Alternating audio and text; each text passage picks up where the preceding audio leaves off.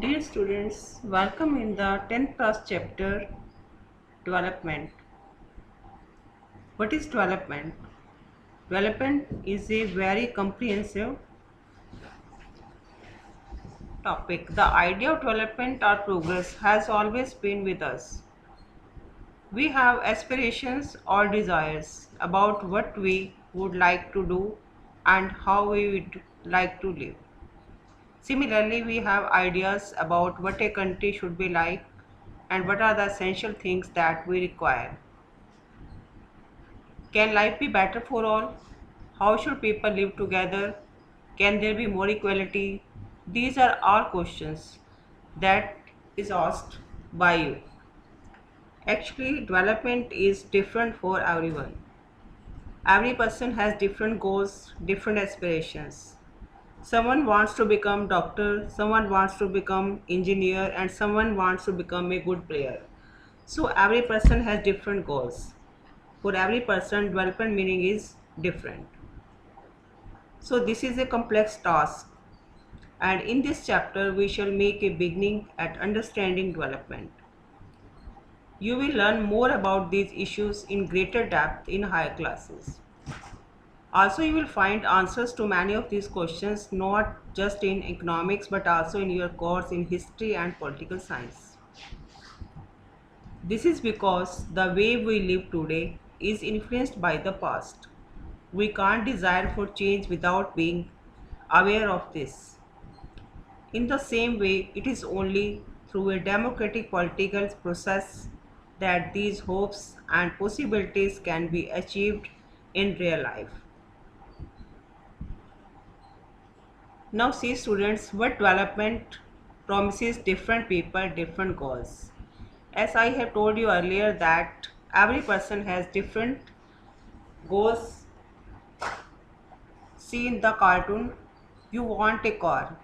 The way our country is set up, all you can hope for is maybe to one day on the rickshaw you put.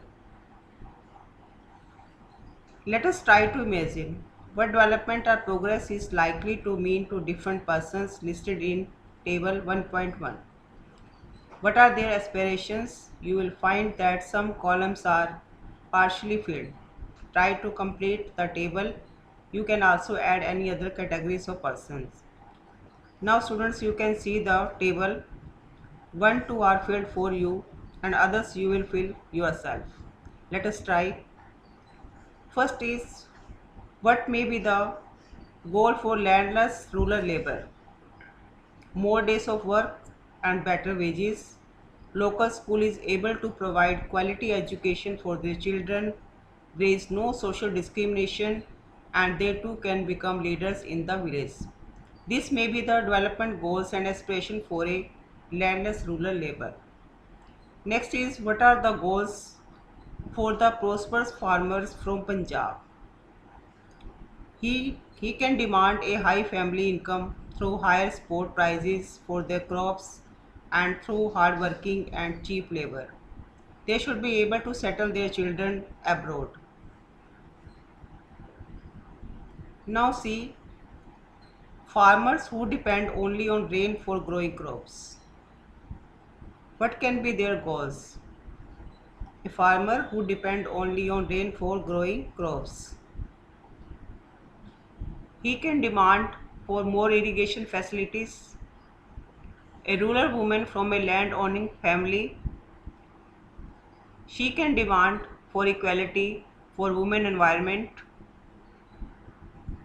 and to get education in city. Urban unemployed youth, what can be her goal? Urban unemployment youth can demand that he can get good job according to his ability.